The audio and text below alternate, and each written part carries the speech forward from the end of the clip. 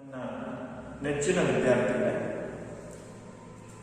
ಇಂದಿನ ತರಗತಿಯಲ್ಲಿ ನಾವು 9ನೇ ತರಗತಿ ಪದ್ಯವಾದಂತಹ ಮರಳಿ ಮನೆಗೆ ಅನ್ನೋ ಪದ್ಯವನ್ನು ಅಭ್ಯಾಸ ಮಾಡ್ತಾ ಇದ್ದೇವೆ. ಏನಿದು ಮರಳಿ ಮನೆಗೆ? ಸಾಮಾನ್ಯವಾಗಿ ನಾವೆಲ್ಲೇ ಹೊರಗೆ ಹೋದಂಥವರು ಮನೆಗೆ ವಾಪಸ್ಸಾದಾಗ ಮನೆಯಲ್ಲಿ ಅಂದರೆ ಕುಟುಂಬದವರ ಸಂತೋಷ ಹೆಚ್ಚಾಗುತ್ತೆ. ಮನೆಯಿಂದ ದೂರ ಹೋದವರು ಮನೆಗೆ ಬಂದಾಗ ಕುಟುಂಬದವರ ಸಂತೋಷ ಹೆಚ್ಚಾಗುತ್ತೆ. ಆ ರೀತಿ ಇಲ್ಲಿ ಮತ್ತೆ ಈ ಮನೆಯಾದಂತಹ ಸಮಸ್ತ ಭೂಮಂಡಲಕ್ಕೆ ವಾಪಸ್ಸು ಆಗಮಿಸು ಎಂದು ವಿನಂತಿಸಿಕೊಂಡಂತಹ ಪ್ರಾರ್ಥಿಸಿಕೊಂಡಂತಹ ಕವಿತೆ ಇದಾಗಿದೆ. ಅದೇ ಮರಳಿ ಮನೆಗೆ. ಯಾರು ಬರಬೇಕು ಮರಳಿ ಮನೆಗೆ? ಅದು ಪ್ರಸ್ತುತ ಕವಿತೆ. ಯಾಕೆ ಬರಬೇಕು ಅನ್ನೋದಕ್ಕೆಲ್ಲ ಉತ್ತರವನ್ನ ನಾವೀ ಪದ್ಯ ಭಾಗದಲ್ಲಿ ಕಾಣ್ತೀವಿ. ಯಾರು ಹಾಗಾದ್ರೆ ಈ ಮನೆಗೆ ಬರಬೇಕು, ಸಮಸ್ತ ಭೂಮಂಡಲದ ಮನೆಗೆ ಆಗಮಿಸಬೇಕು ಅಂತಂದ್ರೆ ಗೌತಮ ಬುದ್ಧ ಆಗಮಿಸಬೇಕು. ಗೊತ್ತಲ್ಲ ಮಕ್ಕಳೇ? ಗೌತಮ ಬುದ್ಧ ಈ ಭರತ ಕಂಡಂತಹ ಒಂದು ರೀತಿ ಅದ್ವಿತೀಯ ಒಂದು ಪ್ರಭೆಗಳು, ಸಮಾನತೆಯ ಪ್ರಭೆಗಳು ಯಾರಪ್ಪ ಅಂತಂದ್ರೆ ಅದು ಬುದ್ಧ, ಬಸವ ಮತ್ತೆ ಅಂಬೇಡ್ಕರ್. ಸಮಾನತೆಗೋಸ್ಕರ ತಮ್ಮ ಇಡೀ ಜೀವನವನ್ನೇ ಮುಡುಪಾಗಿಟ್ಟಂತವರು, ಈ ಜಗತ್ತಿನ ಪರಿವರ್ತನೆಗೋಸ್ಕರ ಶ್ರಮಿಸಿದಂಥವರು ಇವರು. ಅದರಲ್ಲಿ ಗೌತಮ ಬುದ್ಧನ ಹೆಸರನ್ನ ನೀವೆಲ್ಲ ಕೇಳಿದ್ದಾರೆ. ಬೌದ್ಧ ಧರ್ಮದ ಸಂಸ್ಥಾಪಕ ಯಾರಪ್ಪ ಅಂತಂದ್ರೆ ಅದು ಗೌತಮ ಬುದ್ಧ. ಈ ಜಗತ್ತಿಗೆ ಪ್ರೀತಿಯನ್ನು ಕೊಟ್ಟಂತವನು, ಈ ಜಗತ್ತಿನ ದುಃಖವನ್ನ ದೂರಾಗಿಸುವಂತಹ ಮಾರ್ಗವನ್ನ ಕಟ್ಟಿಕೊಟ್ಟಂತವನು ನಮ್ಮ ಗೌತಮ ಬುದ್ಧ. ಗೌತಮ ಬುದ್ಧ ಅಂದ್ರೆ ಸಾಕಾರ ಮೂರ್ತಿ. ಆ ಮೂರ್ತಿಯನ್ನು ನೋಡ್ತಾ ಇದ್ರೆ ಮನಸ್ಸಿನಲ್ಲಿ ಏನೋ ಒಂದು ರೀತಿ ಶಾಂತಿ, ಏನೋ ಒಂದು ರೀತಿ ಸಮಾಧಾನ, ಏನೋ ಒಂದು ರೀತಿ ನೆಮ್ಮದಿ ಸಿಗ್ತಾ ಹೋಗುತ್ತೆ. ಇಂದಿನ ದಿನಮಾನ ಅಂದ್ರೆ ಅರ್ಥ ಆಗುತ್ತಲ್ವಾ? ಇವತ್ತು ಜಗತ್ ಹೇಗಪ್ಪ ಇದೆ ಅಂತಂದ್ರೆ ಒಂದು ರೀತಿ ಹಿಂಸೆ, ಕೊಲೆ, ಅಶಾಂತಿ, ರಕ್ತಪಾತ, ಕ್ರೌರ್ಯದ ಪ್ರತಿರೂಪವಾಗಿ ಇವತ್ತು ಈ ನಮ್ಮ ಜಗತ್ತು ನಮ್ಮ ಕಣ್ಣಿಗೆ ಕಾಣ್ತಾ ಇದೆ. ಪ್ರತಿನಿತ್ಯ ಕೊಲೆಗಳು, ಪ್ರತಿನಿತ್ಯ ಕಳ್ಳತನ, ಪ್ರತಿನಿತ್ಯ ಹೊಡೆದಾಟ, ಹಿಂಸೆ, ರಕ್ತಪಾತ, ಮೋಸ, ವಂಚನೆ, ಇವುಗಳನ್ನೇ ನೋಡ್ತಾ ಇದ್ದೀವಿ. ಇವೆಲ್ಲ ದೂರ ಆಗಬೇಕಪ್ಪ ಅಂತಂದ್ರೆ ನಮಗೆ ಬುದ್ಧನ ಆಗಮನ ಆಗಬೇಕು ಅನ್ನೋ ನಿರೀಕ್ಷೆಯಲ್ಲಿ ಕವಿಯಾದಂತಹ ಅರವಿಂದ ಮಾಲಗತ್ತಿಯವರು ಬರೆದಂತಹ ಕವಿತೆಯ ಸಾಲುಗಳನ್ನು ನಾವು ಈ ಪದ್ಯದಲ್ಲಿ ಕಾಣ್ತೀವಿ. ಮಕ್ಕಳೇ, ಪದ್ಯವನ್ನು ತಿಳಿದುಕೊಳ್ಳೋಕ್ಕಿಂತ ಮುಂಚೆ ನೀವು ಗೌತಮ ಬುದ್ಧನ ಬಗ್ಗೆ ತಿಳ್ಕೋಬೇಕಲ್ವಾ? ಯಾರು ಗೌತಮ ಬುದ್ಧ? ಗೌತಮ ಬುದ್ಧ ಬೌದ್ಧ ಧರ್ಮದ ಸಂಸ್ಥಾಪಕ. ಈತನ ಬಾಲ್ಯದ ಹೆಸರೇನು ಹಾಗಾದ್ರೆ? ಬಾಲ್ಯದ ಹೆಸರು ಸಿದ್ಧಾರ್ಥ. ಬಾಲ್ಯದ ಹೆಸರೇನು? ಬಾಲ್ಯದ ಹೆಸರು ಸಿದ್ಧಾರ್ಥ. ಸಾಮಾನ್ಯ ಶಕಪೂರ್ವ 6ನೇ ಶತಮಾನದಲ್ಲಿ ಈತ ಜನಿಸ್ತಾನೆ. ಎಷ್ಟನೇ ಶತಮಾನದಲ್ಲಿ? 6ನೇ ಶತಮಾನ ಅಥವಾ 6ನೇ ಶಕಪೂರ್ವದಲ್ಲಿ ಈತ ಜನಿಸ್ತಾನೆ. ತಂದೆ ಹೆಸರು ಶುದ್ಧೋಧನ. ಈ ಶುದ್ಧೋಧನ ಶಾಕ್ಯ ಗಣ ಸಂಘದ ರಾಜ. ಲುಂಬಿನಿವನ ಏನು ಬರುತ್ತೆ ಅವೆಲ್ಲ ಭಾಗಗಳು ಇಂದಿನ ನೇಪಾಳದಲ್ಲಿ ಬರ್ತಾರೆ. ಆವಾಗ ಇಡೀ ಭರತ ಖಂಡದಲ್ಲಿ ನೇಪಾಳವನ್ನು ಕೂಡ ಸೇರಿ ಹೋಗಿತ್ತು. ಆ ಶಾಕ್ಯಗಣ ಸಂಘದ ರಾಜನಾದಂತಹ ಶುದ್ಧೋಧನ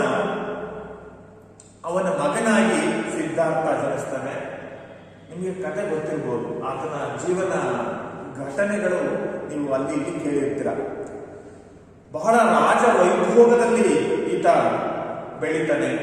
ಸುಖ ಸಂಸಾರದಲ್ಲಿ ತನ್ನನ್ನೇ ತಾನು ಮರೆಯುವಷ್ಟು ಸಂಪದ್ಭರಿತವಾದಂತಹ ವೈಭೋಗ ವೈಸಿರಿ ಇವನ ಸುತ್ತಮುತ್ತ ಇರುತ್ತೆ.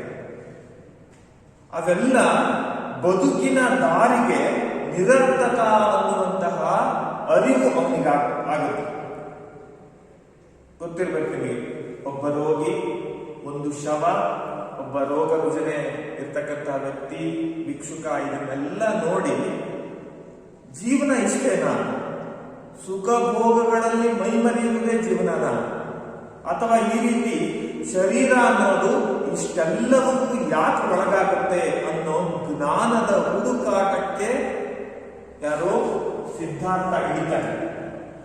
ಸಿದ್ಧಾರ್ಥ ಇಳಿದು ಅಪಾರವಾದಂತಹ ತಪಸ್ಸಿನ ಮೂಲಕ ಜ್ಞಾನೋದಯವನ್ನು ಪಡಿತಾರೆ. ಆ ಜ್ಞಾನೋದಯವನ್ನ ಪಡೆದ ನಂತರ ಆತನನ್ನ ಎಲ್ಲ ಬುದ್ಧ ಅಂತ ಕರೀತೀವಿ. ಈತ ಜ್ಞಾನೋದಯವನ್ನ ಪಡೆದು ಮೊದಲು ತೆರಳಿದ್ದು ಬನಾರಸ್ ಸಮೀಪದ ಸಾರನಾಥಕ್ಕೆ. ಸಾರನಾಥ ಈಗಲೂ ಕೂಡ ಪ್ರಸಿದ್ಧಿಯನ್ನು ಪಡೆದಿದೆ.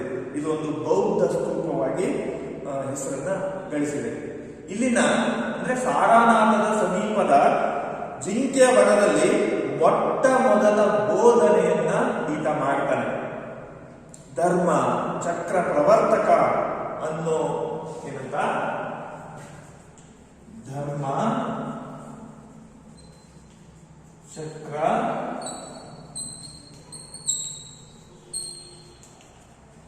ಧರ್ಮಚಕ್ರ ಪ್ರವರ್ತಕ ಅಂತ ಕರೆಸ್ಕೊಳ್ತಾನೆ. ಬುದ್ಧ ಚತುರ್ ಆರ್ಯ ಸತ್ಯಗಳನ್ನ ಮತ್ತೆ ಅಷ್ಟಾಂಗ ಮಾರ್ಗಗಳನ್ನ ಈತ ಜಗತ್ತಿಗೆ ಬೋಧಿಸ್ತಾನೆ.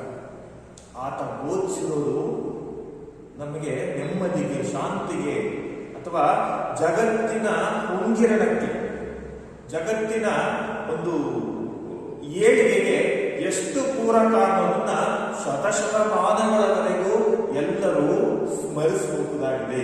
ಅಂತಹ ಬೋಧನೆಗಳನ್ನ ಆತ ಕೊಡ್ತಾನೆ. ಆತನ ಎಲ್ಲ ಬೋಧನೆಗಳನ್ನ ನಾವು ಯಾವುದರಲ್ಲಿ ತ್ರಿಪಿಟಕಗಳಲ್ಲಿ ಕಾಣಬಹುದು. ಲೋಕ ದುಃಖ ಮತ್ತು ನೋವಿನಿಂದ ಆವರಿಸಿದೆ, ಅದು ಸತ್ಯ. ನನಗೂ ನಿಮಗೂ ಎಲ್ಲರಿಗೂ ದುಃಖ ಅನ್ನೋದು ಒಂದಲ್ಲ ಒಂದು ಕಾರಣದಿಂದ ಬರ್ತಾನೆ ಇರುತ್ತೆ. ಆ ದುಃಖದ ಮೂಲ ಯಾವುದು ಅಂತ ಆಲೋಚನೆ ಮಾಡಿದ್ರೆ ಮಕ್ಕಳು, ನೀವು ಯಾವತ್ತೇ ನೀವು ದುಃಖ ಬರಲಿ, ಯಾಕೆ ನನಗೆ ದುಃಖ ಬಂತು ಅಂತ ನೀವು ಆಲೋಚನೆ ಮಾಡಿದ್ರೆ ಅದಕ್ಕೆ ಮೂಲ ಕಾರಣನೇ ಆಸೆ ಆಗಿರುತ್ತೆ. ಏನಾಗಿರುತ್ತೆ? ಆಸೆ ಆಗಿರುತ್ತೆ. ಅಂತಹ ಆಸೆ ಅಂದ್ರೆ ದುಃಖದ ಕಾರಣವನ್ನ ಚತುರ್ ಆರ್ಯ ಸತ್ಯವು ವಿವರಿಸುತ್ತದೆ. ಇವೆಲ್ಲವನ್ನ ನಾವು ತ್ರಿಪಿಟಕಗಳಲ್ಲಿ ನೋಡಬಹುದು. ಆ ಸತ್ಯವನ್ನ ಬುದ್ಧ ಕಂಡುಕೊಂಡ. ಅತಿಯಾದ ಆಸೆ ವಿಮುಕ್ತಿಯಿಂದ ಮಾತ್ರ ನಮಗೆ ನೆಮ್ಮದಿ ಸಿಗುತ್ತೆ ಅನ್ನೋ ಸತ್ಯವನ್ನ ಕಂಡುಕೊಂಡ. ವಿಮುಕ್ತಿಗಾಗಿ ಅಂದ್ರೆ ಆಸೆಯಿಂದ ದೂರ ಇರೋದಕ್ಕೆ ನಮಗೆ ಅಷ್ಟಾಂಗ ಮಾರ್ಗವನ್ನ ಬುದ್ಧ ಬೋಧಿಸ್ತಾನೆ. ಇದನ್ನ ನಾವೇನಂತೀವಿ ಮಧ್ಯಮ ಪಥ ಅಂತ ಕರಿತೀವಿ. ಆತ ಹೇಳಿದಂತ ಅಷ್ಟಾಂಗಿಕ ಮಾರ್ಗಗಳು ಯಾವಪ್ಪ ಅಂತಂದ್ರೆ ಒಳ್ಳೆಯ ನಡತೆ, ಶೀಲ, ಚಾರಿತ್ರ್ಯ, ಅದನ್ನ ಉತ್ತಮವಾಗಿ ಇಟ್ಕೋಬೇಕು. ಮತ್ತೆ ಒಳ್ಳೆಯ ಮಾತುಗಳನ್ನ ಆಡಬೇಕು. ಮತ್ತೆ ನಮ್ಮ ದೃಷ್ಟಿ ಸ್ಪಷ್ಟವಾಗಿ ನಿಷ್ಕಲ್ಮಶವಾಗಿರ್ಬೇಕು. ನಮ್ಮ ಬದುಕು ಸ್ವಚ್ಛವಾಗಿರ್ಬೇಕು. ನಾವು ಮಾಡುವಂತಹ ಪ್ರಯತ್ನಗಳು ಅವು ಶುದ್ಧವಾಗಿರ್ಬೇಕು. ನಾವು ಸ್ಮರಿಸುವಂತಹ ಅಥವಾ ನಮ್ಮ ನೆನಪುಗಳಿದ್ದಾವೆ ಅವು ಕೂಡ ಒಳ್ಳೆಯ ಆಲೋಚನೆಗಳನ್ನೇ ಮಾಡಬೇಕು. ಒಳ್ಳೆಯ ನೆನಪುಗಳನ್ನೇ ನಾವು ತಂದುಕೋಬೇಕು. ಮತ್ತೆ ಒಳ್ಳೆಯ ನಿರ್ಧಾರಗಳನ್ನು ಕೈಗೊಳ್ಳಬೇಕು. ಮತ್ತೆ ಸಚ್ಚಿಂತನೆಯನ್ನು ಮಾಡಬೇಕು. ಇವು ಬುದ್ಧ ಹೇಳಿದಂತ ಅಷ್ಟಾಂಗಿಕ ಮಾರ್ಗಗಳು. ಇನ್ನ ಬುದ್ಧನ ಬಗ್ಗೆ ನಾವು ಹೇಳ್ತಾ ಹೋದ್ರೆ ಸಾಕಷ್ಟು ವಿಷಯಗಳನ್ನ ಹೇಳ್ತಾ ಹೋಗ್ಬೋದು. ನಂತರ ಬುದ್ಧನ ಕಾಲವಾದ ನಂತರ ಅದು ಏಷ್ಯಾ ರಾಷ್ಟ್ರಗಳ ತುಂಬ ಪ್ರಚಾರವನ್ನು ಪಡೆದು ಆತನ ಬೋಧನೆಗಳು ಎಲ್ಲ ಕಡೆಗಳಲ್ಲಿ ಬೌದ್ಧ ಧರ್ಮದ ಪ್ರಸಾರ ಆಯಿತು. ಅದೆಲ್ಲ ನಿಮಗೆ ಗೊತ್ತಿರತಕ್ಕಂಥ ವಿಷಯ ಮಕ್ಕಳೇ. ಆದ್ರೆ ನಾನೀಗ ಪ್ರಸ್ತುತ ಇದನ್ನ ಯಾಕೆ ಹೇಳ್ತಾ ಇದ್ದೀನಿ ಅಂತಂದ್ರೆ, ಬುದ್ಧ ಪ್ರಸ್ತುತ ಯಾಕೆ ಅವಶ್ಯಕ, ಆತ ಯಾಕೆ ಬರಬೇಕು, ಬುದ್ಧನ ಆಗಮನದ ಅನಿವಾರ್ಯತೆ ಯಾಕೆ ಏರ್ಪಟ್ಟಿದೆ ಅನ್ನೋದನ್ನು ತಿಳಿಸೋದಕ್ಕೋಸ್ಕರ ನಾನು ಅವನ ಪರಿಚಯವನ್ನು ಮಾಡಿ. ಇವತ್ತು ನಮ್ಮಲ್ಲಿ ಅಜ್ಞಾನದ ಕತ್ತಲೆ ಹೆಚ್ಚಾಗ್ತಾ ಇದೆ. ಸುಮ್ಮನೆ ಅಂಧಾನುಕರಣೆ ಮಾಡ್ತಾ ಇದ್ದೀವಿ, ಯಾವುದನ್ನು ಪರಾಮರ್ಶಿಸಲ್ಲ, ವಿಮರ್ಶಿಸಲ್ಲ, ಸತ್ಯಾಸತ್ಯತೆಗಳನ್ನು ತಿಳಿದುಕೊಳ್ಳಲ್ಲ. ಸುಮ್ಮನೆ ಏಕಾಏಕಿ ಅದು ಅಸತ್ಯವಾಗಿದ್ದು ಒಪ್ಕೊಂಡು ನಾವು ಅದನ್ನು ಅನುಸರಿಸ್ತಾ ಇದ್ದೀವಿ, ಅಂಧಾನುಕರಣೆ ಮಾಡ್ತಾ ಇದ್ದೀವಿ. ನಮ್ಮಲ್ಲಿರುವ ಅಂಧತ್ವವನ್ನ, ನಮ್ಮಲ್ಲಿರುವಂತಹ ಆ ಕತ್ತಲೆಯನ್ನ ಹೋಗಲಾಡಿಸಬೇಕು ಅಂತಂದ್ರೆ ಜ್ಞಾನದ ಬೆಳಕು ಬರಬೇಕು. ಆ ಜ್ಞಾನದ ಬೆಳಕು ಎಲ್ಲಿ ಸಿಗುತ್ತೆ? ಬುದ್ಧನ ತತ್ವಗಳಲ್ಲಿ ಸಿಗುತ್ತೆ. ಆದ್ರಿಂದ ಬುದ್ಧ ಅವಶ್ಯಕ. ಬುದ್ಧನ ಸತ್ಯ, ಶಾಂತಿ, ಕರುಣೆಯ ಬೆಳಕು ಇವತ್ತು ಜಗದ ತುಂಬ ಹರಡಬೇಕಾಗಿದೆ. ನಾವು ಶ್ರೇಷ್ಠವಾದ ವ್ಯಕ್ತಿಗಳಾಗಿ ಬಾಳೋದಕ್ಕೆ ಅಂದ್ರೆ ನಾವು ಮನುಷ್ಯರು ಆಕಾರದಲ್ಲಿ, ನೋಟದಲ್ಲಿ, ಅಥವಾ ನಮ್ಮಲ್ಲಿರುವ ಶಕ್ತಿ ನಾವು ಮನುಷ್ಯರು ಅಂತ ಎಲ್ಲ ಗುರುತಿಸಿದ್ರು, ನಮ್ಮಲ್ಲಿರುವ ಮಾನವೀಯತೆ ಕಣ್ಮರೆ ಆಗ್ತಾ ಇದೆ. ನಾವು ಯೋಗ್ಯರಾಗಬೇಕು, ನಾವು ಶ್ರೇಷ್ಠರಾಗಬೇಕು, ಬದುಕಬೇಕಾದ ರೀತಿಯನ್ನು ಕಲ್ತ್ಕೋಬೇಕು. ಅಂದ್ರೆ ಮೊದಲು ನಾವು ಬುದ್ಧನ ಕರುಣೆಯನ್ನ ರೂಢಿಸ್ಕೋಬೇಕು. ಆ ಮೂಲಕವಾಗಿ ಅದನ್ನು ಅನುಸರಿಸುವ ಮೂಲಕವಾಗಿ ಮನುಷ್ಯರಾಗಬೇಕು. ಇವತ್ತು ಜಾತಿ ಜಾತಿ ಅಂತ ಹೇಳ್ಬಿಟ್ಟು ಸಾಕಷ್ಟು ಜಾತಿಗಳನ್ನ ನಮ್ಮಲ್ಲೇ ಹಾಕೊಂಡಿದ್ದೀವಿ. ಜಾತಿಗಳನ್ನ ಸೃಷ್ಟಿ ಮಾಡಿಕೊಂಡು ನಾವು ನಮ್ಮ ನೆಮ್ಮದಿಯನ್ನು ಹಾಳು ಮಾಡಿಕೊಳ್ತಾ ಇದ್ದೀವಿ. ಸಕಲ ಸಂಘರ್ಷಗಳಿಗೆ ಧರ್ಮ ಜಾತಿಗಳೇ ಮುಖ್ಯ ಕಾರಣವಾಗ್ತಾ ಇದ್ದಾವೆ. ಜಾತಿಹೀನನ ಮನೆಗೆ ಜ್ಯೋತಿತಾಹೀನವೇ, ಜಾತಿ ವಿಜಾತಿಯನ ಬೇಡ, ದೇವನಿ ವಿಧಾತನೇ ಜಾತ ಸರ್ವಜ್ಞ ಅಂತ ಹೇಳ್ಬಿಟ್ಟು ಸರ್ವಜ್ಞ ಹೇಳಿವೆ. ಮಣ್ಣು, ಗಾಳಿ, ಬೆಂಕಿ, ನೀರು ಇವ್ಯಾವುದಕ್ಕೂ ಜಾತಿ ಇಲ್ಲ. ಇವೆಲ್ಲವನ್ನು ಅನುಭವಿಸುವಂತಹ ನಾವು ನಮ್ಮಲ್ಲಿ ಜಾತಿಗಳನ್ನು ಹುಟ್ಟು ಹಾಕೊಂಡು ನಮ್ಮ ನೆಮ್ಮದಿಯನ್ನು ಹಾಳು ಮಾಡ್ಕೊಳ್ತಾ ಇದ್ದೀವಿ. ನಾವೆಲ್ಲರೂ ಜಾತಿಯ ಸೀಮೆ ಯಾಚೆ ಹೋಗಬೇಕು. ಅಂದ್ರೆ ಜಾತಿಯಿಂದ ಹೊರಬರಬೇಕು. ನಾವು ಧರ್ಮದ ಗಡಿಯಾಚೆ ನಿಂತು ಮನುಷ್ಯರಂತೆ ಯೋಚಿಸಬೇಕು. ಧರ್ಮದ ಒಳಗೆ ನಿಂತು ಯೋಚಿಸುವುದಲ್ಲ. ಲಿಂಗ ಭೇದಗಳನ್ನು ಮರೆಯಬೇಕು. ಗಂಡು ಹೆಣ್ಣು ಎನ್ನುವಂತಹ ಭೇದ ಭಾವಗಳನ್ನ ಮರಿಬೇಕು. ಮೇಲು ಕೀಳು ಅನ್ನುವ ಭೇದ ಭಾವಗಳನ್ನು ಮರಿಬೇಕು. ಇವೆಲ್ಲವನ್ನ ಮರಿಬೇಕು ಅಂತಂದ್ರೆ ಬುದ್ಧನ ಕಡೆಗೆ ನಾವು ತೆರಳಬೇಕು. ಅದ್ರ ಮೂಲಕ ನಾವು ಮಾತನಾಡುವ ಪ್ರತಿಯೊಂದು ಬುದ್ಧನ ತತ್ವಗಳ ನುಡಿಯಾಗಬೇಕು. ನಮ್ಮ ನಿಲುವು ಬುದ್ಧನ ಕಡೆ ಹೋಗಬೇಕು. ಬುದ್ಧನ ಜ್ಞಾನವನ್ನ, ತತ್ವಗಳನ್ನ ಅನುಸರಿಸಿದ್ದೇ ಆದ್ರೆ, ಅದರ ಮೂಲಕ ಬುದ್ಧ ಮತ್ತೆ ಈ ಜಗತ್ತಿಗೆ ಬಂದಿದ್ದೇ ಆದ್ರೆ, ಮತ್ತೆ ಬುದ್ಧನ ತತ್ವ, ಬುದ್ಧನ ಆಚಾರ ವಿಚಾರಗಳು ಈ ಭೂಮಂಡಲವನ್ನ ಆವರಿಸಿದ್ದೇ ಆದ್ರೆ ನಮ್ಮಲ್ಲಿ ನಮ್ಮ ಬದುಕು ಹಸನಾಗುತ್ತೆ ಅನ್ನೋ ಆಶಯವನ್ನ ಪ್ರಸ್ತುತ ಈ ಕವನ ತಿಳಿಯಪಡಿಸುತ್ತೆ. ಅದೇ ಮರಳಿ ಮನೆಗೆ. ಅದನ್ನ ಬರೆದಂತವರು ಇಂದಿನ ದಿನಮಾನಗಳಲ್ಲಿ ಪ್ರಖ್ಯಾತಿಯನ್ನ ಪಡೆದಂತಹ, ದಲಿತ ಸಂವೇದನೆಗೆ ಹೆಸರಾದಂತಹ, ತಮ್ಮ ಅನುಭವಗಳನ್ನು ಸೂಕ್ಷ್ಮವಾಗಿ ದಾಖಲಿಸುವ ಮೂಲಕ ಸಮಕಾಲೀನ ಜಾಗತಿಕ ಮಟ್ಟದ ರಾಷ್ಟ್ರೀಯ ಅಂತಾರಾಷ್ಟ್ರೀಯ ವಿದ್ಯಮಾನಗಳನ್ನ ನೋಡಿ ಅವುಗಳಿಗೆ ಸ್ಪಂದಿಸಿ ಅವುಗಳಿಗೆ ಎಲ್ಲ ಸಂದರ್ಭಗಳಲ್ಲೂ ತಮ್ಮ ನಿಲುವುಗಳನ್ನ ಸಾಹಿತ್ಯದ ಮುಖೇನ ವ್ಯಕ್ತಪಡಿಸುವುದರ ಮೂಲಕ, ತಮ್ಮ ಕವಿತೆಗಳಲ್ಲಿ ಅವುಗಳನ್ನು ಮೂಡಿಸೋದ್ರ ಮೂಲಕ ಅಪರೂಪದಲ್ಲಿ ಅಪರೂಪ ವ್ಯಕ್ತಿತ್ವವನ್ನ ಮೂಡಿಸಿಕೊಂಡಂತಹ ಕವಿ ಯಾರಪ್ಪ ಅಂತಂದ್ರೆ ಅರವಿಂದ ಮಾಲಗತ್ತಿ. ಆ ಅರವಿಂದ ಮಾಲಗತ್ತಿಯವರ ಪರಿಚಯವನ್ನ ಮಾಡಿಕೊಂಡು ತದನಂತರದಲ್ಲಿ ನಾವು ಪ್ರಸ್ತುತ ಈ ಪದ್ಯ ಭಾಗವನ್ನ ಅವಲೋಕಿಸೋಣ. ಹಾಗಾದ್ರೆ ಮಕ್ಕಳೇ, ಈಗ ಅರವಿಂದ ಮಾಲಗತ್ತಿ ಅವರನ್ನ ಪರಿಚಯ ಮಾಡಿಕೊಳ್ಳೋಣ. ನಮ್ಮ ಸೂಕ್ಷ್ಮ ಸಂವೇದನೆಯ ಕವಿಯಾದಂತಹ ಅರವಿಂದ ಮಾಲಗತ್ತಿಯವರು ಜನಿಸಿದ್ದು 1 ಆಗಸ್ಟ್ 1956. ಕನ್ನಡದಲ್ಲಿ 1956. ಅರವಿಂದ ಮಾಲಗತ್ತಿಯವರು ನಮ್ಮ ಗುಮ್ಮಟ ನಗರಿಯಾದಂತಹ ವಿಜಯಪುರ ಜಿಲ್ಲೆ ಮುದ್ದೇಬಿಹಾರದಲ್ಲಿ ಜನಿಸ್ತಾರೆ. ಸ್ಥಳ ಕಾಲ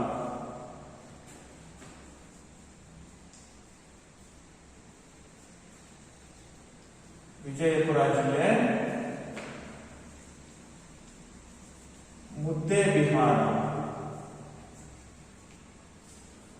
ವಿಜಯಪುರ ಜಿಲ್ಲೆ ಮುದ್ದೇಬಿಹಾರದಲ್ಲಿ ನಮ್ಮ ಕವಿಯಾದಂತಹ ಅರವಿಂದ ಮಾಲಗತ್ತಿ ಅವರು ಜನಿಸ್ತಾರೆ.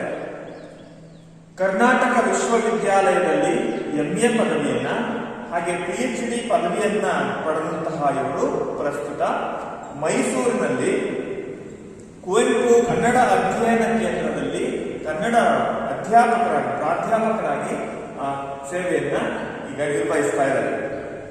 ಸಾಕಷ್ಟು ವಿಷಯಗಳಲ್ಲಿ, ಸಂಶೋಧನೆಗಳಲ್ಲಿ, ವೈಚಾರಿಕ ಲೇಖನಗಳಲ್ಲಿ, ಜಾನಪದ ಸಾಹಿತ್ಯದ ಬಗೆಗೆ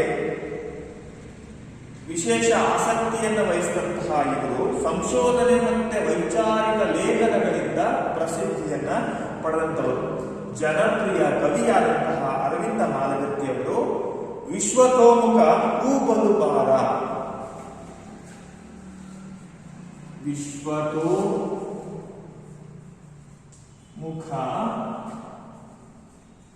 ಹೂಬಲು ಭಾರ, ಮೂಕನಿಗೆ ಬಾಯಿ ಬಂದಾಗ, ಮೂಕನಿಗೆ ಬಾಯಿ ಬಂದಾಗ, ಹಾಗೆಯೇ ಕಪ್ಪು ಕಾವ್ಯ,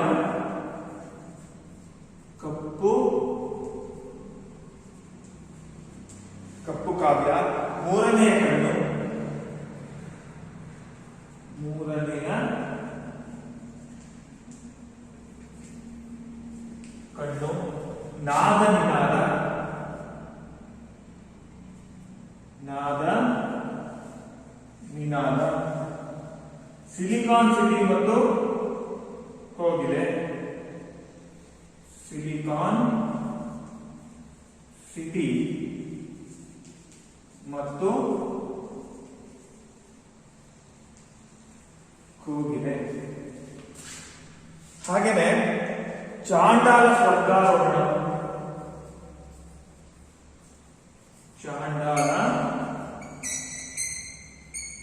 ಸ್ವರ್ಗಾರೋಹಣ,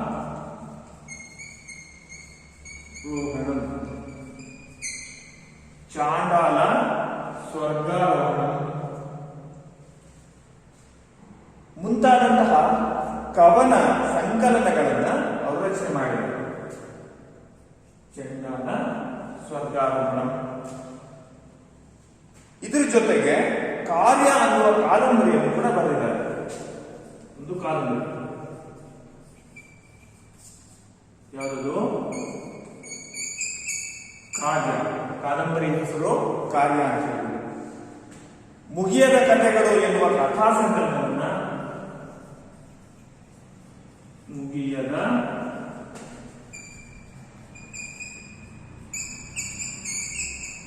ಕಥೆಗಳು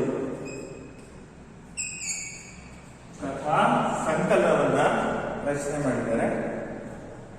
ಗೌರ್ಮೆಂಟ್ ಬ್ರಾಹ್ಮಣ ಇದು ಇವರ ಆತ್ಮಕಥನ. ಯಾವುದು? ಗೌರ್ಮೆಂಟ್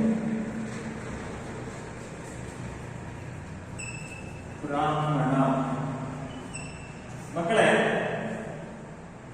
ಆತ್ಮಕಥೆ ಅಂತ ನಿಮಗೆಲ್ಲ ಗೊತ್ತೇ ಇದೆ. ಏನ್ ಆತ್ಮಕಥೆ ಅಂದ್ರೆ, ಕವಿಯಾದಂಥವನು ತನ್ನ ತನ್ನ ಜೀವನದ ಘಟನಾವಳಿಗಳನ್ನು ಕುರಿತು, ತನ್ನ ಬದುಕನ್ನು ಕುರಿತು ತಾನೇ ಬರೆದುಕೊಂಡಂತಹ ಕೃತಿಗೆ ನಾವೇನಂತ ಕರಿತೀವಿ? ಆತ್ಮಕಥೆ ಅಂತ ಕರಿತೀವಿ. ಅನೇಕ ಆತ್ಮಕಥೆಗಳು ಇವತ್ತು ಕವಿಗಳ ಜೀವನವನ್ನ, ಸಮಕಾಲೀನ ಕವಿಗಳ ಪರಿಚಯವನ್ನ, ಅಥವಾ ಆ ಕಾಲ ಹೇಗಿತ್ತು ಅನ್ನೋ ಕಾಲದ ಹಿರಿಮೆಯನ್ನ, ಇತಿಹಾಸವನ್ನ ಇವತ್ತು ತಿಳಿಸ್ತಾ ಇದ್ದಾರೆ. ಅಂತಹ ಆತ್ಮಕಥೆಗಳ ಸಾಲಿಗೆ ನಮ್ಮ ಕವಿ ಅರವಿಂದ ಮಾಲಗತ್ತಿಯವರ ಗೌರ್ಮೆಂಟ್ ಬ್ರಾಹ್ಮಣ ಕೃತಿ ಸೇರ್ಪಡೆಯಾಗುತ್ತೆ.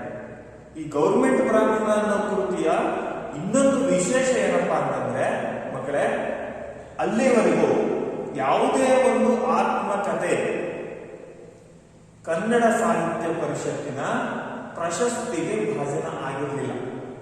ಕನ್ನಡದ ಮೊದಲ ಕನ್ನಡ ಸಾಹಿತ್ಯ ಪರಿಷತ್ ಪ್ರಶಸ್ತಿಗೆ ಭಾಜನವಾದ ಮೊದಲ ಆತ್ಮಕಥೆ ಯಾವಪ್ಪ ಅಂತಂದ್ರೆ ಅದು ಗೌರ್ಮೆಂಟ್ ಬ್ರಾಹ್ಮಣ ಆತ್ಮಕಥೆ ಆಗತ್ತೆ. ಅದು ಅರವಿಂದ ಮಾಲಗತ್ತಿಯವರ ಆತ್ಮಕಥೆ. ಈ ಆತ್ಮಕಥೆಯನ್ನು ಬರೆದಿದ್ದಾರೆ. ನಾಟ್ಯ ಹೇಳಿದಂತೆ ಅವರಿಗೆ ವಿಶೇಷ ಆಸಕ್ತಿ ಇದ್ದಂತಹ ಕ್ಷೇತ್ರ ಜನಪದ ಸಾಹಿತ್ಯ. ಅಂತ ಜನಪದ ಸಾಹಿತ್ಯ, ಜಾನಪದ ಸಾಹಿತ್ಯವನ್ನು ಕುರಿತು ಜಾನಪದ ಶೋಧ, ಭೂತಾರಾಧನೆ, ದಲಿತ ಸಾಹಿತ್ಯ ಚಳವಳಿಯ ತಾತ್ವಿಕ ಚಿಂತನೆ, ದಲಿತ ಪ್ರಜ್ಞೆ, ಸಾಹಿತ್ಯ, ಸಮಾಜ ಮತ್ತು ಸಂಸ್ಕೃತಿ ಮೊದಲಾದಂತಹ ವಿಮರ್ಶಾ ಕೃತಿಗಳನ್ನು ಕೂಡ ಇಲ್ಲಿ ಕವಿಗಳು ರಚನೆ ಮಾಡಿದ್ದಾರೆ. ನಾನು ಆಗಲೇ ಹೇಳಿದಂತೆ ಮೂಕನಿಗೆ ಬಾಯಿ ಬಂದಾಗ ಕೃತಿ ಇದೆ. ಇದಕ್ಕೆ ದೇವರಾಜ್ ಬಹದ್ದೂರ್ ಪ್ರಶಸ್ತಿ ಸಿಕ್ಕಿದೆ. ಕಪ್ಪು ಕಾವ್ಯ ಕೃತಿಗೆ ನರಸಿಂಹಯ್ಯ ಪುರಸ್ಕಾರ, ಮತ್ತೆ ಆಗಲೇ ಹೇಳಿದಂತೆ ಗೌರ್ಮೆಂಟ್ ಬ್ರಾಹ್ಮಣ ಅನ್ನುವ ಆತ್ಮಕಥೆಗೆ ಕರ್ನಾಟಕ ರಾಜ್ಯ ಸಾಹಿತ್ಯ ಅಕಾಡೆಮಿ ಪ್ರಶಸ್ತಿ ಕೂಡ ಸಿಕ್ಕಿದೆ. ಪ್ರಕೃತ ಈ ಪದ್ಯ ಭಾಗ ಏನಿದೆ, ಮರಳಿ ಮನೆಗೆ ಎನ್ನುವ ಪದ್ಯ, ಇದು ಅವರ ಕವನ ಸಂಕಲನವಾದ ವಿಶ್ವತೋಮುಖ ಹೂಬಲು ಮಾಲ ಎನ್ನುವ ಕವನ ಸಂಕಲನದಿಂದ ಆಯ್ದು ನಿಮಗೆ ಇಟ್ಟಿದ್ದಾರೆ. ಆ ಪದ್ಯ ಭಾಗವೇ ಮರಳಿ ಮನೆಗೆ. ಹಾಗಾದ್ರೆ ಆ ಪದ್ಯ ಭಾಗವನ್ನು ನಾವು ಇಂದಿನ ತರಗತಿಯಲ್ಲಿ ಅಭ್ಯಾಸ. ಈ ಪದ್ಯವನ್ನ ಪ್ರವೇಶೋಕ್ಕಿಂತ ಮುಂಚೆ ಈ ಪ್ರವೇಶಕ ಸಾಲುಗಳನ್ನು ನೋಡಿ. ನಮ್ಮ ಕನ್ನಡ ಸಾಹಿತ್ಯ ಪ್ರಕಾರಗಳಲ್ಲಿ, ಕನ್ನಡದ ಸಾಹಿತ್ಯ ಪ್ರಕಾರಗಳಲ್ಲಿ ನವೋದಯ, ನವ್ಯ, ಪ್ರಗತಿಶೀಲ, ಬಂಡಾಯ, ದಲಿತ ಅನ್ನುವ ಸಾಹಿತ್ಯ ಪ್ರಕಾರಗಳು ಬರ್ತವೆ. ಇದು ಸಾಹಿತ್ಯದ ಪ್ರಕಾರಗಳು. ಇದರಲ್ಲಿ ಸಮಾಜದಲ್ಲಿ ಯಾರು ಶೋಷಣೆಗೆ, ಸಮಾಜದ ವ್ಯವಸ್ಥೆಯ ಮುಖೇನ ಶೋಷಣೆಗೆ ಒಳಗಾಗಿರ್ತಾರೋ ಅಂತವರ ನೋವು, ಕಷ್ಟ, ಅಂತವರ ವೇದನೆಗಳನ್ನ ಒಳಗೊಂಡಂತಹ ಸಾಹಿತ್ಯಕ್ಕೆ ನಾವು ದಲಿತ ಸಾಹಿತ್ಯ ಅಂತ ಕರಿತೀವಿ. ಆ ದಲಿತ ಸಾಹಿತ್ಯದ ಜೊತೆಗೆ ಆ ಸಾಹಿತ್ಯದ ಮುಖೇನ ಪ್ರತಿಭಟನೆ ಮತ್ತೆ ವಿರೋಧವನ್ನ ಮತ್ತೆ ಬಂಡಾಯ ಸಾಹಿತ್ಯದಲ್ಲಿ ನಾವು ನೋಡ್ತಾ ಹೋಗ್ತೀವಿ. ಆ ಮೂಲಕ ಅಂದ್ರೆ ಏನಕ್ಕೆ ಈ ಸಾಹಿತ್ಯ ಶೋಷಣೆ ಹೇಳೋದ್ರ ಮೂಲಕ ಏನಾಗುತ್ತೆ, ಬಂಡಾಯ ಏರಿಸೋದ್ರ ಮೂಲಕ ಏನಾಗುತ್ತೆ, ಪ್ರತಿಭಟನೆ ಮಾಡೋದ್ರ ಮೂಲಕ ಏನಾಗುತ್ತೆ ಅಂದ್ರೆ ಎಲ್ಲಾದ್ರೂ ಅನ್ಯಾಯ ಆಗಿದೆ ಅಂತಂದಾಗ ಅದನ್ನ ತೋರಿಸದೆ ಮರೆಮಾಚಿದಾಗ ಆ ಅನ್ಯಾಯ ಮುಂದುವರಿಯುವಂತಹ ಸಾಧ್ಯತೆಗಳು ಹೆಚ್ಚಾಗಿರ್ತವೆ. ಅಲ್ಲಿ ಅನ್ಯಾಯ ಆಗಿದೆ ಅಂತ ಎತ್ತಿ ತೋರಿಸಿದಾಗ, ಆ ಅನ್ಯಾಯವನ್ನ ಎಲ್ಲರ ಮುಂದಿಟ್ಟು ಪ್ರತಿಭಟಿಸಿದಾಗ ಆ ಅನ್ಯಾಯ ಮತ್ತೆ ಅನ್ಯಾಯವಾಗಿ ಆಗಲಾರದು. ಅಂದ್ರೆ ಆ ಅನ್ಯಾಯಕ್ಕೆ ನ್ಯಾಯ ದೊರಕಿಸಿದಂತೆ ಆಗುತ್ತೆ. ಅಂತಹ ಕೆಲಸವನ್ನ ಯಾರು ಮಾಡುತ್ತಪ್ಪ ಅಂತಂದ್ರೆ ಅದು ಈ ನಮ್ಮ ದಲಿತ ಸಾಹಿತ್ಯ ಮತ್ತು ಬಂಡಾಯ ಸಾಹಿತ್ಯಗಳು ಮಾಡ್ತಾ ಇದ್ದಾರೆ. ಆ ಮೂಲಕವಾಗಿ ಸಮಾಜದಲ್ಲಿ ಶೋಷಣೆಗೆ ಒಳಗಾದಂತವರನ್ನ ಸರಿದಾರಿಗೆ ತಂದು, ಅಂದ್ರೆ ಅವರನ್ನ ಶೋಷಣೆ ಆಗದಂತೆ ಅವರನ್ನ ಹುಷಾರು ಮಾಡಿ ಅದರ ಮೂಲಕ ಸಮಾಜದ ಸಮಾನತೆಯನ್ನ ಕಾಪಾಡಿಸುವಂತಹ, ಸಮಾಜದಲ್ಲಿ ದೊಡ್ಡ ಬದಲಾವಣೆಯನ್ನು ತರುವಂತಹ ಪ್ರಯತ್ನ ಈ ಸಾಹಿತ್ಯದ ಉದ್ದೇಶ, ಪ್ರಸ್ತುತ ಈ ಕವಿತೆಯ ಉದ್ದೇಶ ಕೂಡ ಆಗಿದೆ. ಅರವಿಂದ ಮಾಲಗತ್ತಿಯವರು, ಡಾಕ್ಟರ್ ಅರವಿಂದ ಮಾಲಗತ್ತಿಯವರು ಈ ಕವನದಲ್ಲಿ ಬುದ್ಧ ನಮ್ಮ ಜೀವನದಲ್ಲಿ ಏನೇನೆಲ್ಲ ಆಗಿ ಬರಬೇಕು, ಬುದ್ಧನ ಪ್ರಸ್ತುತತೆ ಏಕೆ ದಿನಮಾನಗಳಲ್ಲಿ ಇದೆ ಎಂಬುದನ್ನು ಬಹಳ ಸೊಗಸಾಗಿ ವಿವರಿಸ್ತಾ ಹೇಳ್ತಾರೆ. ದಿವ್ಯ ಜಗದ ಭವ್ಯ ಮನುಜರಾಗಿ ಬಾಳಿ. ಪ್ರಾಸದ ಜೊತೆಗೆ ಅರ್ಥ ನೋಡಿ ಹೇಗಿದೆ. ದಿವ್ಯ ಜಗದ ಭವ್ಯ ಮನುಜರಾಗಿ, ಶ್ರೇಷ್ಠ ಮನುಜನಾಗಿ, ಬರೇ ಮನುಷ್ಯನಾಗಿ ನಾನು ಮನುಷ್ಯನ ರೂಪ ಪಡೆದಿದ್ದೀನಿ ಅಂತ ಬದುಕೋದಲ್ಲ, ಸ್ವಾರ್ಥಕ್ಕೋಸ್ಕರ ಬದುಕೋದಲ್ಲ, ಭವ್ಯ ಶ್ರೇಷ್ಠ ಮನುಷ್ಯನಾಗಿ ಬದುಕಬೇಕು. ಅನೇಕರ ಗಣ್ಯರು, ಅನೇಕ ಮಹನೀಯರು ಭವ್ಯ ಮನುಷ್ಯರಾಗಿ ಬಾಳಿ ಹೋಗಿದ್ದಾರೆ. ಅದನ್ನು ನಾವು ಅನುಸರಿಸಬೇಕು. ಅವರಲ್ಲಿರಬೇಕಾದಂತಹ ಗುಣಗಳನ್ನ ನಾವು ಉಳಿಸ್ಕೋಬೇಕು. ಅದನ್ನ ಗೌತಮ ಬುದ್ಧ ಕೂಡ ಹೇಳಿದ್ದಾರೆ. ಯಾವುದರ ಮೂಲಕ? ಪಂಚಶೀಲ ತತ್ವಗಳ ಮೂಲಕ ಆ ಮಹತ್ವವನ್ನು ಸಾರಿದ್ದಾರೆ. ಮಕ್ಕಳೇ, ಈ ಪಂಚಶೀಲ ತತ್ವಗಳು ಮತ್ತು ಪಂಚವಾರ್ಷಿಕ ಯೋಜನೆ ಹೋಗಬೇಡಿ. ಸಮಾಜದಲ್ಲಿ ಪಂಚವಾರ್ಷಿಕ ಯೋಜನೆ, ಪಂಚಶೀಲ ತತ್ವಗಳು ಅಂತ ಭಾರತ ಚೀನಾ ಒಪ್ಪಂದ ಅದಲ್ಲ. ಇಲ್ಲಿ ಬುದ್ಧ ಹೇಳಿದಂತಹ ಪಂಚಶೀಲ ತತ್ವಗಳು. ಆತ ಹೇಳ್ತಾನೆ, ದುಃಖ, ಆ ದುಃಖದ ದಮನಕ್ಕೆ, ದುಃಖದ ನಿರೋಧಕ್ಕೆ ಬುದ್ಧ ನಿರೂಪಿಸಿದಂತ ಅಷ್ಟಾಂಗಗಳ ಅಷ್ಟ ಅಂದ್ರೆ 8 ಮಾರ್ಗ ಸಾಧನೆಯಲ್ಲಿ ಗೃಹಸ್ಥ ತನ್ನಲ್ಲಿ ಅಳವಡಿಸಿಕೊಳ್ಳಬೇಕಾದಂತ 5 ಶೀಲಗಳನ್ನ ಆತ ಹೇಳ್ತಾನೆ. 5 ಕ್ಲೇಶಕಾರಕಗಳನ್ನ, ಪ್ರವೃತ್ತಿಗಳನ್ನ, ಆ ಪ್ರವೃತ್ತಿಯ ಶೀಲ ಪಾಲನೆಯನ್ನ ಸಾಧಿಸುವಂತಹ ಉದ್ದೇಶವನ್ನ ಹೇಳ್ತಾನೆ. ಯಾವ್ಯಾವದಪ್ಪ ಅದು ಅಂತಂದ್ರೆ, ಯಾವುದೇ ಜೀವಿಯನ್ನ ಕೊಲ್ಲದೆ ಇರುವುದು ಅಥವಾ ಹಿಂಸೆಯನ್ನ ಮಾಡದೇ ಇರುವುದು. ಹಿಂಸೆ ಆಸೆಯಿಂದಲೂ ಆಗುತ್ತೆ, ಸ್ವಾರ್ಥದಿಂದಲೂ ಆಗುತ್ತೆ. ನಾವು ಅವನ್ನ ತೊರೆದಾಗ ನಾವು ಅಹಿಂಸೆಯನ್ನ ಆಚರಿಸಬಹುದು, ಹಿಂಸೆಯನ್ನ ತ್ಯಜಿಸಬಹುದು. ಯಾವುದೇ ಜೀವಿ ಅದನ್ನು ಕೊಲ್ಲದೆ ಇರೋದು ಮತ್ತೆ ಹಿಂಸೆಯನ್ನ ಮಾಡದೇ ಇರೋದು ಒಂದನೇ ಒಂದು ತತ್ವವಾದ್ರೆ, ನಮ್ಮದಲ್ಲದ ವಸ್ತುವನ್ನ ಕದಿಯದಿರುವುದು. ಹಾಗಾದ್ರೆ ನಮ್ಮ ವಸ್ತು ಕದಿಬೇಕಾ? ನಮ್ಮ ವಸ್ತುವನ್ನ ಕದ್ರೆ ಅದು ಕಳ್ಳತನ ಆಗಲ್ಲ. ಅಂದ್ರೆ ಅರ್ಥ, ನಮಗೆ ಸೇರಿದ್ದನ್ನು ತೆಗೆದುಕೊಂಡರೆ ಅದು ಕಳ್ಳತನ ಅಂತ ಅನಿಸ್ಕೊಳ್ಳೋದಲ್ಲ. ನಮ್ಮದಲ್ಲದ ವಸ್ತುವನ್ನ ಕದಿಯದಿರುವುದು ಅಥವಾ ತೆಗೆದುಕೊಳ್ಳದಿರುವುದು. ನಮ್ಮ ವಸ್ತು ನಾವು ತಗೊಂಡ್ರೆ ಅದನ್ನು ಕಳ್ಳತನ ಅನ್ನಲ್ಲ. ಇನ್ನೊಬ್ಬರ ವಸ್ತುವನ್ನ ಅವರಿಗೆ ಹೇಳದಂತೆ ನಾವು ತೆಗೆದುಕೊಂಡ್ರೆ ಅದು ಕಳ್ಳತನ ಆಗುತ್ತೆ. ಅದನ್ನು ಮಾಡದೇ ಇರೋದು. ಶೀಲಹರಣ ಮಾಡದೇ ಇರುವುದು ಅಥವಾ ಅತ್ಯಾಚಾರವನ್ನ ಮಾಡದಿರುವುದು. ಅತ್ಯಾಚಾರ ಅಂದ್ರೆ ಹತ್ಯೆಯ ಆಚಾರ. ಪದ ಬಿಡಿಸಿದ್ರೆ ನಿಮ್ಗೆ ಆ ಪದ ಸಿಗುತ್ತೆ. ಅತ್ಯಾಚಾರ, ಹತ್ಯೆಯ ಆಚಾರ ಅಂದ್ರೆ ಕೊಲ್ಲುವ ರೀತಿಯಲ್ಲಿ ಹಿಂಸಿಸೋದು, ಅದನ್ನ ಮಾಡದೇ ಇರೋದು. ಸುಳ್ಳನ್ನ ಹೇಳದೇ ಇರೋದು. ಮಕ್ಕಳಲ್ಲಿ ಬಹಳ ಮುಖ್ಯವಾಗಿ ಮಕ್ಕಳು ಅನುಸರಿಸ್ಕೋಬೇಕಾದಂಥದ್ದು ಸುಳ್ಳನ್ನ ಹೇಳದಿರುವುದು ಮತ್ತೆ ಅಸತ್ಯವನ್ನ ನುಡಿಯದಿರುವುದು. ಸತ್ಯವನ್ನೇ ನುಡಿಬೇಕು. ಸತ್ಯಗಳಿಂದ ಕಷ್ಟ ಬರುತ್ತಾ ಬರಲಿ, ಪರವಾಗಿಲ್ಲ, ಆದರೂ ಸತ್ಯವನ್ನ ಪಾಲಿಸುವಂಥದ್ದನ್ನ ರೂಢಿಸ್ಕೋಬೇಕು. ಯಾವುದೋ ಮುಂದೆ ಒದಗಿ ಬರುವಂತಹ ಅಪಾಯಕ್ಕೆ ಹೆದರಿ ನಾವು ಸತ್ಯವನ್ನ ಮರೆಮಾಚುವುದಲ್ಲ. ಸತ್ಯಕ್ಕೆ ಜಯ ಸಿಕ್ಕೇ ಸಿಗುತ್ತೆ. ಸತ್ಯಮೇವ ಜಯತೆ. ಇದಕ್ಕೆ ಸತ್ಯವನ್ನ ನುಡಿಯೋದು, ಅಸತ್ಯವನ್ನ ನುಡಿಯದೇ ಇರುವುದು.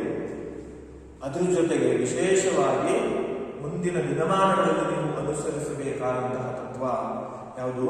ಮಾದಕ ಪಾನೀಯ ಅಥವಾ ಮಾದಕ ವಸ್ತುಗಳನ್ನು ಸೇವಿಸದೇ ಇರುವುದು. ಜಗತ್ತಿನಲ್ಲಿ 108 ಬಗೆಯ ಮದ ತರುವಂತಹ, ಮತ್ತು ತರುವಂತಹ, ವಿಷಯುಕ್ತ ದೇಹಕ್ಕೆ ಹಾನಿ ಮಾಡುವಂತಹ ಅನೇಕ ಪದಾರ್ಥಗಳು ಕೈ ಕಾಲುಗಳಲ್ಲೆಲ್ಲ ಸಿಗ್ತವೆ. ಅದ್ರ ಕಡೆಗೆ ಕಿಂಚಿತ್ತೂ ನಿಮ್ಮ ಗಮನ ಹೋಗಬಾರದು. ಇಲ್ಲೇ ಪ್ರತಿಜ್ಞೆ ಮಾಡಬೇಕು. ಯಾವುದೇ ದುಷ್ಟ ದುರಭ್ಯಾಸವನ್ನ, ಮಾದಕ ವಸ್ತುಗಳ ಸಹವಾಸವನ್ನ, ಮದ್ಯಪಾನವನ್ನ ನಾನು ಸೇವಿಸುವುದಿಲ್ಲ, ನಾನು ತ್ಯಜಿಸ್ತೀನಿ. ಯಾವುದೇ ಕಾರಣಕ್ಕೂ ನಾನು ಅಂತ ಮಾದಕ ವಸ್ತುಗಳನ್ನು ಸೇವಿಸೋದಿಲ್ಲ ಅಂತ ಅದನ್ನ ರೂಢಿಸ್ಕೋಬೇಕು. ಇಷ್ಟು ತತ್ವಗಳನ್ನ ರೂಢಿಸಿಕೊಂಡಿದ್ದೇ ಆದರೆ ಖಂಡಿತವಾಗಿಯೂ ಒಂದು ಭವ್ಯ ಜಗತ್ತು ನಮ್ಮಗಳ ಮೂಲಕವಾಗಿ ನಮ್ಮ ಕಣ್ಮುಂದೆ ನಮಗೆ ಕಾಣಿಸಿರುತ್ತೆ. ಹಾಗಾಗಿ ಅಂತ ತತ್ವಗಳನ್ನು ನಾವು ಪಾಲಿಸಬೇಕಾಗತ್ತೆ. ಅನ್ನೋ ಆಶಯವನ್ನು ಹೊಂದಿರುವಂತಹ ಕವಿತೆಯ ಸಾಲುಗಳೇ ಮರಳಿ ಮನೆಗೆ ಎನ್ನುವ ಪದ್ಯದ ಸಾಲು. ಮಕ್ಕಳೇ, ಪದ್ಯವನ್ನು ನೋಡಿ. ಬಾರಯ್ಯ ಬಾರೋ ಬಾರಯ್ಯ ಬಾರೋ. ರಾಗಕ್ಕೋಸ್ಕರ ಹೆಚ್ಚುವರಿ ಸಾಲುಗಳನ್ನು ಹೇಳ್ತೀನಿ. ಬಾರಯ್ಯ ಬಾರೋ ಬಾರಯ್ಯ ಬಾರೋ ಬಾರಯ್ಯ ಬಾರೋ ಮರಳಿ ಮನೆಗೆ. ಬಾರಯ್ಯ ಬಾರೋ ಬುದ್ಧನೆಡೆಗೆ. ಬುದ್ಧಂ ಶರಣಂ ಗಚ್ಚಾಮಿ ಸಂಘಂ ಶರಣಂ ಗಚ್ಚಾಮಿ ಧರ್ಮಂ ಶರಣಂ ಗಚ್ಚಾಮಿ. ಬಾರಯ್ಯ ಬಾರೋ ಕತ್ತಲಿಂದೀಚೆಗೆ. ಬಾರಯ್ಯ ಬಾರೋ ಬೆಳಕಿನ ಹಾದಿಗೆ. ಬಾರಯ್ಯ ಬಾರೋ ಮರಳಿ ಮನೆಗೆ. ಬಾರಯ್ಯ ಬಾರೋ ಬುದ್ಧನೆಡೆಗೆ. ಬುದ್ಧಂ ಶರಣಂ ಗಚ್ಚಾಮಿ ಸಂಘಂ ಶರಣಂ ಗಚ್ಚಾಮಿ ಧರ್ಮಂ ಶರಣಂ ಗಚ್ಚಾಮಿ. ಬುದ್ಧನೆಂದರೆ ನಿತ್ಯ, ಬುದ್ಧನೆಂದರೆ ಸತ್ಯ, ಬುದ್ಧನೆಂದರೆ ಶಾಂತಿ, ಬುದ್ಧನೆಂದರೆ ಕ್ರಾಂತಿ, ಬುದ್ಧನೆಂದರೆ ಕರುಣೆ, ಬುದ್ಧನೆಂದರೆ ಬೆಳಕು. ಲುಂಬಿನಿಯ ಬನಕೆ ವೈಶಾಖ ಬಂದಂತೆ. ಬಾರಯ್ಯ ಬಾರೋ ಮರಳಿ ಮನೆಗೆ. ಬಾರಯ್ಯ ಬಾರೋ ಬುದ್ಧನೆಡೆಗೆ. ಬುದ್ಧಂ ಶರಣಂ ಗಚ್ಚಾಮಿ ಸಂಘಂ ಶರಣಂ ಗಚ್ಚಾಮಿ ಧರ್ಮಂ ಶರಣಂ ಗಚ್ಚಾಮಿ. ನೀ ಹುಟ್ಟಿದಿ ಮನೆಯು, ನೀ ಕಟ್ಟಿದಿ ಮನೆಯು, ಮರೆತೋದೆ ಹೇಗೆ ನೆನಪಾಯ್ತು ಈಗ. ನಿನಗಾಗಿ ತೆರೆದಿರುವುದು ಈ ಮನೆಯ ಬಾಗಿಲು. ಪಂಚಶೀಲ ಪದವಿ ದೀಕ್ಷಕೂ ಮೀರದಲ್ಲಿ. ಬಾರಯ್ಯ ಬಾರೋ ಮರಳಿ ಮನೆಗೆ. ಬುದ್ಧಂ ಶರಣಂ ಗಚ್ಚಾಮಿ ಸಂಘಂ ಶರಣಂ ಗಚ್ಚಾಮಿ ಧರ್ಮಂ ಶರಣಂ ಗಚ್ಚಾಮಿ. ಬುದ್ಧ ನಮ್ಮ ತಂದೆ, ಬುದ್ಧ ನಮ್ಮ ತಾಯಿ, ಬುದ್ಧ ನಮ್ಮ ಬಂಧು, ಬುದ್ಧ ನಮ್ಮ ಬಳಗ. ಬೋಧಿಸತ್ವ ಮೀರಿದಡೆ ಮೆಚ್ಚನ ತಂದೆ. ಬಯಲಿನಲ್ಲಿ ಬಂಧನ ಮೆಚ್ಚಳ ತಾಯಿ. ಬಾರಯ್ಯ ಬಾರೋ ಮರಳಿ ಮನೆಗೆ. ಬಾರಯ್ಯ ಬಾರೋ ಬುದ್ಧನೆಡೆಗೆ. ಬುದ್ಧಂ ಶರಣಂ ಗಚ್ಚಾಮಿ ಸಂಘಂ ಶರಣಂ ಗಚ್ಚಾಮಿ ಧರ್ಮಂ ಶರಣಂ ಗಚ್ಚಾಮಿ. ಬಹುಜನತೆಯ ಹಿತವೇ ಬಹುಜನತೆಯ ಸುಖವು. ನಮ್ಮುಸಿರ ನೀತಿಯು ನಮ್ಮನೆಯ ರೀತಿಯು. ಬಹುಜನತೆಯ ಹಿತವೇ ಬಹುಜನತೆಯ ಸುಖವು. ನಮ್ಮುಸಿರ ನೀತಿಯು ನಮ್ಮನೆಯ ರೀತಿಯು. ಮಹಾಮನೆಯ ಮಹಾಮಂತ್ರ ಸಾರಿರೋ ನೀವೆಲ್ಲ. ದಿವ್ಯ ಜಗದ ಭವ್ಯ ಮನುಜರಾಗಿ ನೀವು ಬಾಳಿರೋ. ಮಹಾಮನೆಯ ಮಹಾಮಂತ್ರ ಸಾರಿರೋ ನೀವೆಲ್ಲ. ದಿವ್ಯ ಜಗದ ಭವ್ಯ ಮನುಜರಾಗಿ ನೀವು ಬಾಳಿರೋ. ಬಾಳಿರೋ ಬಾಳಿರೋ. ಬಾರಯ್ಯ ಬಾರೋ ಮರಳಿ ಮನೆಗೆ. ಬಾರಯ್ಯ ಬಾರೋ ಬುದ್ಧನೆಡೆಗೆ. ಬುದ್ಧಂ ಶರಣಂ ಗಚ್ಚಾಮಿ ಸಂಘಂ ಶರಣಂ ಗಚ್ಚಾಮಿ ಧರ್ಮಂ ಶರಣಂ ಗಚ್ಚಾಮಿ. ಬಾರಯ್ಯ ಬಾರೋ ಜಾತಿಯ ಸೀಮೆಯಾಚೆ. ಬಾರಯ್ಯ ಬಾರೋ ಧರ್ಮದ ಗಡಿಯಾಚೆ. ಲಿಂಗಭೇದ ಬೇಕಿಲ್ಲ, ಮೇಲು ಕೀಳು ಇಲ್ಲಿಲ್ಲ. ಬುದ್ಧ ನಡೆಯಮ್ಮ ನಡೆ, ಬುದ್ಧ ನುಡಿಯಮ್ಮ ನುಡಿ. ಬಾರಯ್ಯ ಬಾರೋ ಜಾತಿಯ ಸೀಮೆಯಾಚೆ. ಬಾರಯ್ಯ ಬಾರೋ ಧರ್ಮದ ಗಡಿಯಾಚೆ. ಲಿಂಗಭೇದ ಬೇಕಿಲ್ಲ, ಮೇಲು ಕೀಳು ಇಲ್ಲಿಲ್ಲ. ಬುದ್ಧ ನಡೆಯಮ್ಮ ನಡೆ, ಬುದ್ಧ ನುಡಿಯಮ್ಮ ನುಡಿ. ಬಾರಯ್ಯ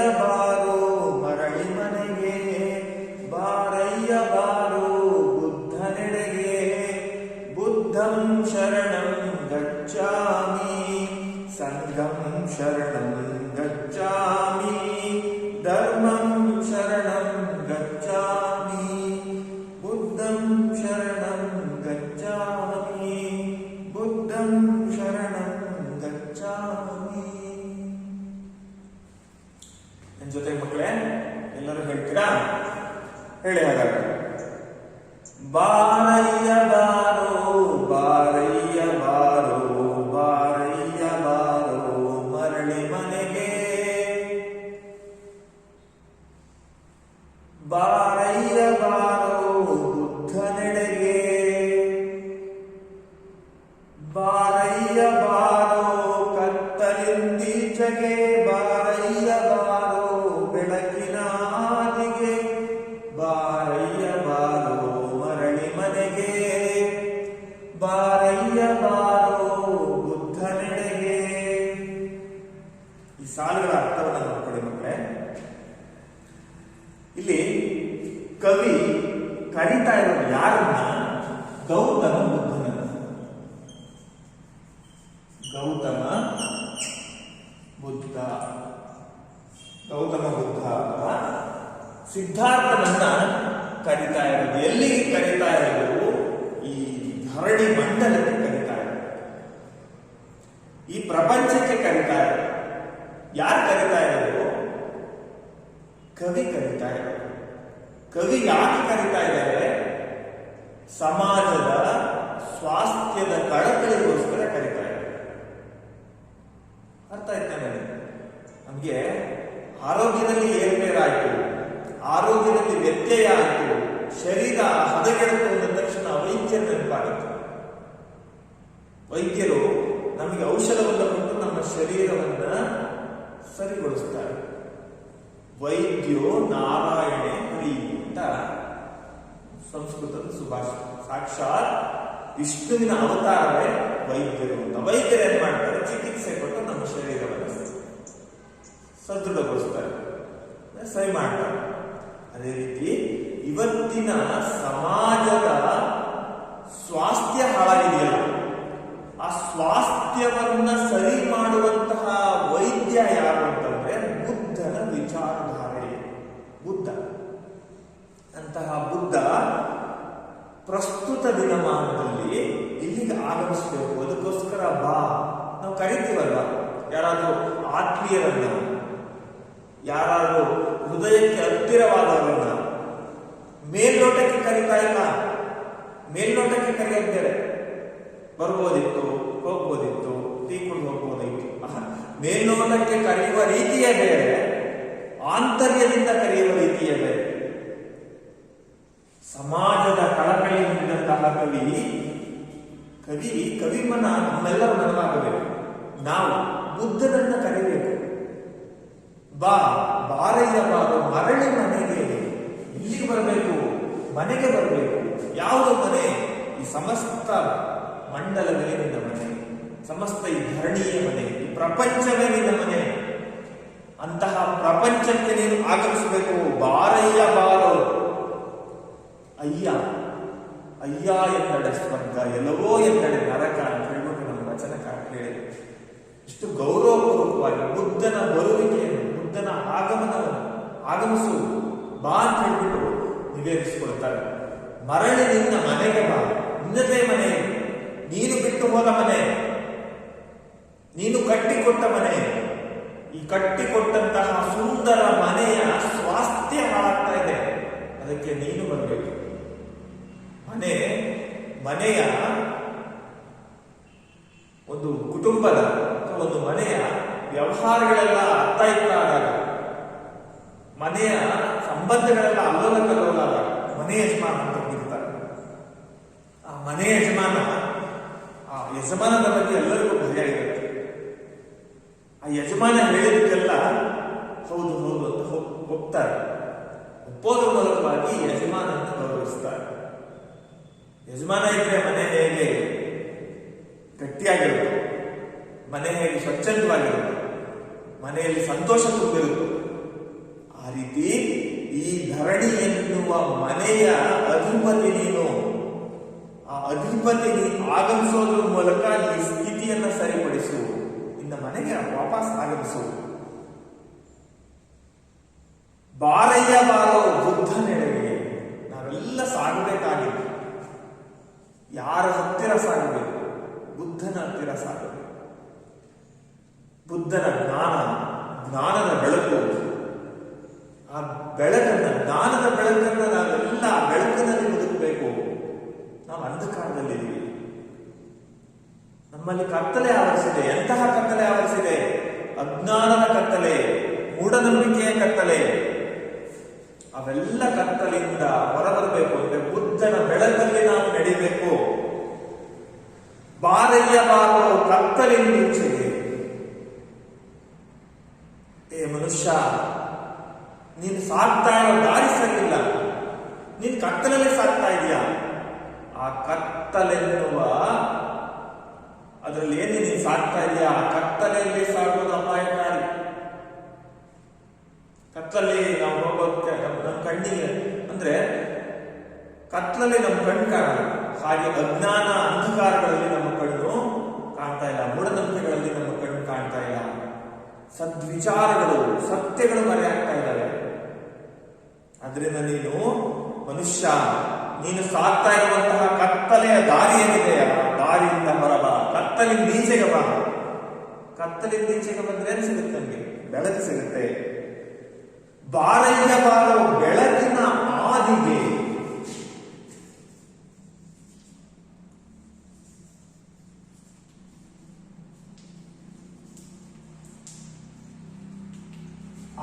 ಆದಿ ಅಂದ್ರೆ ಮೊದಲು, ಪ್ರಾರಂಭ ಅಂತ. ನೀನು ಎಲ್ಲಿಗೆ ಆಗಮಿಸಬೇಕು? ಬೆಳಕಿನ ಆರಂಭಕ್ಕೆ ಬರಬೇಕು. ನೀನು ಬೆಳಕಿನ ಆರಂಭಕ್ಕೆ ಬಂದು ನಿಲ್ಲಬೇಕು. ನಿನ್ನ ಪ್ರಸ್ತುತತೆ ಇದೆ. ಬುದ್ಧ ನೇರವಾಗಿ ಬುದ್ಧನನ್ನ ಕರೆಯೋದ್ರ ಮೂಲಕ, ಪರೋಕ್ಷವಾಗಿ ನಮ್ಮ ಆಂತರ್ಯದಲ್ಲಿ ಬುದ್ಧನಿಗಿರುವ ಸ್ಥಾನವನ್ನ ಜಾಗೃತಿಗೊಳಿಸುವುದರ ಮೂಲಕವಾಗಿ ಇಲ್ಲಿ ಕವಿಗಳು ಬುದ್ಧನ ಆಗಮನಕ್ಕೆ ಆಹ್ವಾನವನ್ನು ಕೊಡ್ತಾ ಇದ್ದಾರೆ ಈ ಮೊದಲ ಸಾಲಿನಲ್ಲಿ. ಮಕ್ಕಳೇ,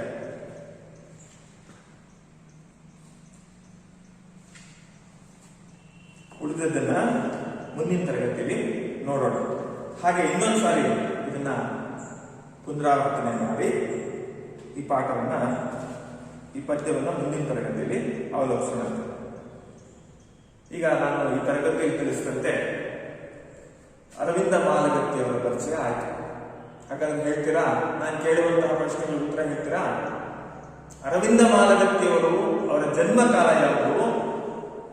ವೆರಿ ಗುಡ್. ಅರವಿಂದ ಮಾಲಗತ್ತಿಯವರು 1 ಆಗಸ್ಟ್ 1956ರಲ್ಲಿ ಜನಿಸಿದರು. ಅರವಿಂದ ಮಾಲಗತ್ತಿಯವರ ಜನ್ಮಸ್ಥಳ ಯಾವುದು? Very good. ಅರವಿಂದ ಮಾಲಗತ್ತಿಯವರ ಜನ್ಮಸ್ಥಳ ಇಂದಿನ ಅಂದ್ರೆ ವಿಜಯಪುರ ಜಿಲ್ಲೆಯ ಮುದ್ದೇಬಿಹಾಳ ಅವರ ಜನ್ಮಸ್ಥಳ.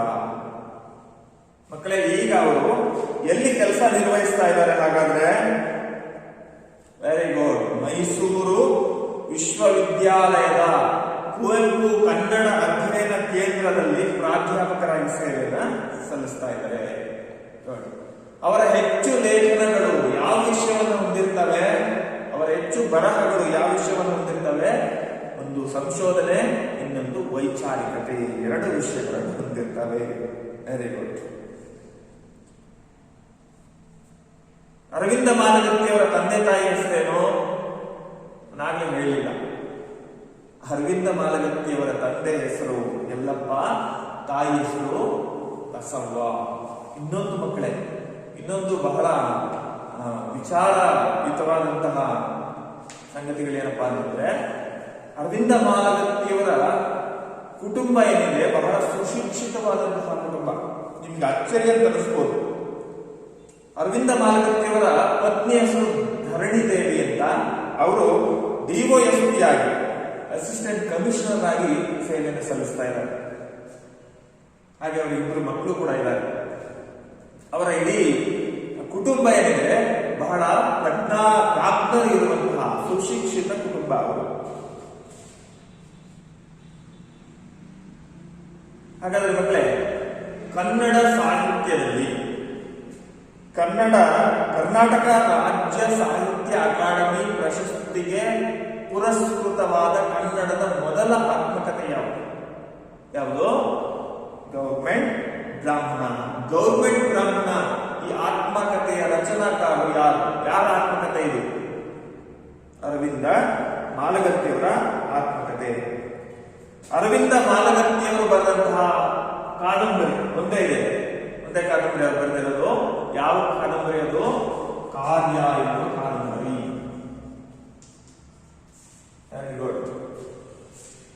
ಒಂದು 4 ಅವರ ಕೃತಿಗಳ ಹೆಸರನ್ನು ಹೇಳ್ತೀರಾ? ಚಾಂಡಾಲ ಸ್ವರ್ಗಾರೋಹಣಂ, ಮೂಕನಿಗೆ ಬಾಯಿ ಬಂದಾಗ ಗುಡ್, ಮತ್ತೆ ಕಪ್ಪು ಕಾವ್ಯ ಗುಡ್, ನಾದನಿನಾದ ಗುಡ್, ವೆರಿ ಗುಡ್.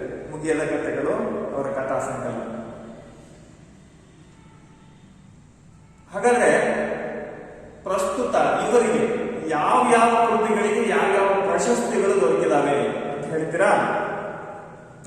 ಮೂಕನಿಗೆ ಬಾಯಿ ಬಂದಾಗ ಅನ್ನುವ ಕವನ ಸಂಕಲನಕ್ಕೆ ದೇವರಾಜ ಬಹದ್ದೂರ್ ಪ್ರಶಸ್ತಿ ಸಿಕ್ಕಿದೆ. ಕಪ್ಪು ಕಾವ್ಯಕ್ಕೆ ನರಸಿಂಹಯ್ಯ ಪುರಸ್ಕಾರ ಸಿಕ್ಕಿದೆ. ಮತ್ತಿನ್ನೊಂದಾಗಲೇ ಕೇಳಿದ್ದು ಗೌರ್ಮೆಂಟ್ ಬ್ರಾಹ್ಮಣ ಎನ್ನುವ ಆತ್ಮಕಥನಕ್ಕೆ ಕರ್ನಾಟಕ ರಾಜ್ಯ ಸಾಹಿತ್ಯ ಅಕಾಡೆಮಿ ಪ್ರಶಸ್ತಿ ಲಭಿಸಿದೆ. Very good. ಉಳಿದಿದ್ದನ್ನ ನಾವು ಮುಂದಿನ ತರಗತಿಯಲ್ಲಿ ನೋಡೋಣ. ಧನ್ಯವಾದ.